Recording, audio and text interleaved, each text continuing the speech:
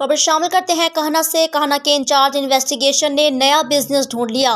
वो बिजनेस औरतों को किसी शख्स के खिलाफ इस्तेमाल करके फिर इससे रकम वसूल करना। मजीद तफसीलात जानते हैं अपने नुमाइंदा सैयद साजिद बुखारी से। जी साजिद, आगाह कीजिएगा।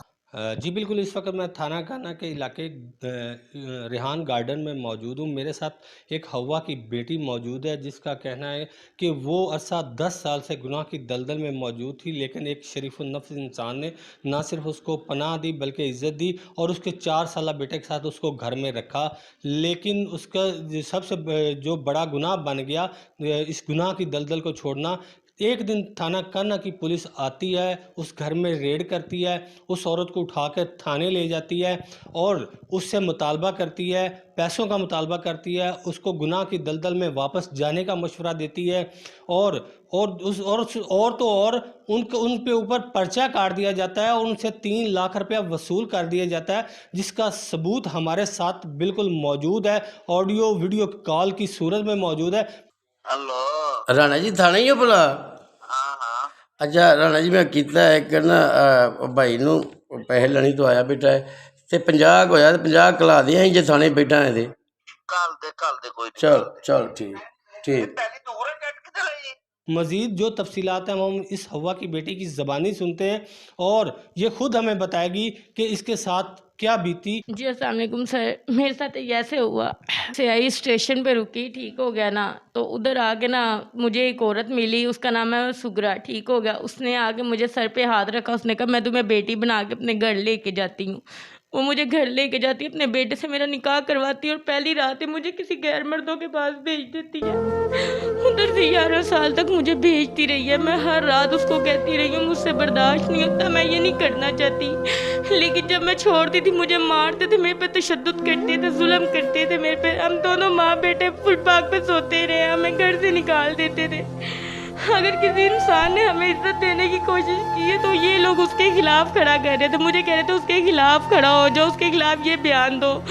उसके बाद इन लोगों ने काना पुलिस में जाके बात की, उन पुलिस वाले आए, आके रेड की, मेरे साथ बदतमीजी करने की कोशिश की, मुझे थाना में लेके काफ़ी कोई मेरा बुर्का खींच रहा, कभी मेरे ड्रेस से दुपट्टा उतारा, कोई मना नहीं कर रहा और मुझे कह रहे कि उस इंसान के खिलाफ खड़ा हो। मैंने कहा नहीं, उसने मुझे इज्जत दी, 11 साल के गन से निकाला, मैं कैसे उसके खिलाफ खड़ा हो सकती हूँ।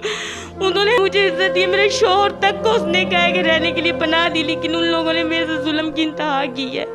ये कानून अगर हमारे साथ ऐसे करेगा तो हमारी हिफाजत कौन करेगा? इस कानून को हमारी हिफाजत करने के लिए ये वर्दी दी जाती है।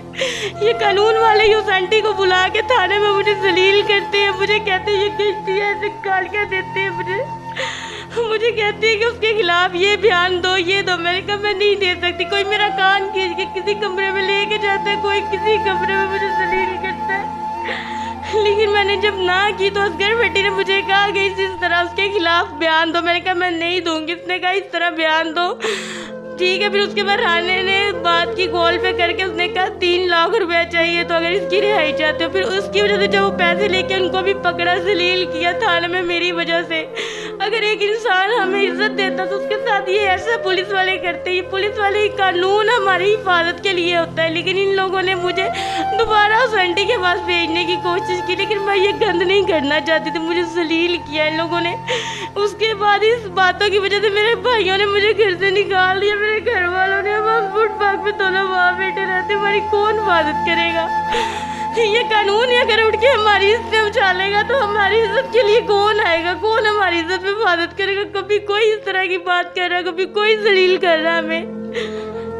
जी आपने हवा की बेटी की बातें सुनी। उसका कहना था कि वो गुनाह की दलदल को छोड़ना चाहती है, लेकिन ये कानून के इदारे जैसे कि हमारा थाना काना के जो इंचार्ज इन्वेस्टिगेशन असगर भट्टी साहब हैं, वो इस बात पे इसको मजबूर कर रहे हैं कि ये गुनाह की दलदल में दोबारा वापस जाए। इसके लिए उन्होंने इस पे FIR भी दर्ज की और इससे पैसों का भी मुतालबा किया जाता रहा, जिसके सबूत मीडिया के पास मौजूद हैं कि उनसे 3 लाख रुपया वसूल करके इनको छोड़ा गया।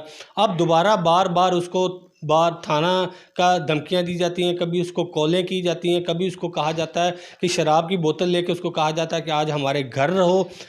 क्या हमारा कानून इतना आवारा और इतना बद लिहाज हो चुका है कि वो औरत की इज्जत करना भी भूल गया है کیا ہمارے ادارے کسی کی عزتیں محفوظ کرنے کے لیے بنے ہیں یا کسی کی عزتیں اچھالنے کے لیے بنے ہیں؟